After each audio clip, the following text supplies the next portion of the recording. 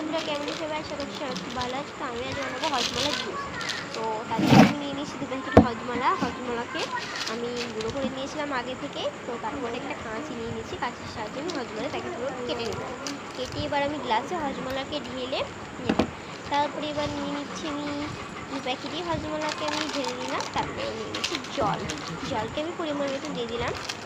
তো তারপর নিয়ে নিচ্ছি একটা চামচকে দিয়ে এবার ভালো করে মিক্স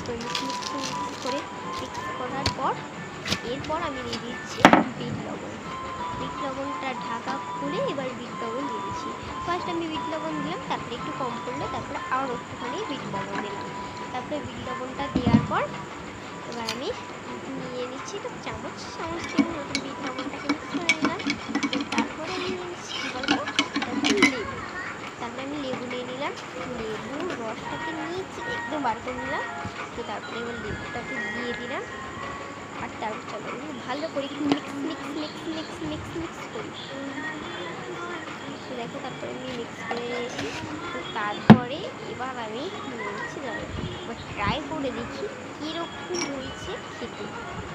তো ট্রাই করে যেটা বুঝলাম সেটা তো আমার কাছে কিচ্ছু বলার নেই। আমার সত্যি বলছি,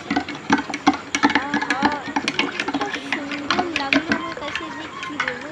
তোমরা এটা কিন্তু বাড়িতে প্লিজ ট্রাই করো। তোমাদের আশা করছি নিশ্চয়ই ভালো লাগবে। তো আশা করছি খুবই ভালো লাগবে। আমার তো ভীষণ ভালো লাগলো। তো তোমরা প্লিজ এটা বাড়িতে কিন্তু বানিয়ে দেখো। তো দেখা হবে একটা পরের ভিডিওতে। তো বাই, আল্লাহ হাফেজ।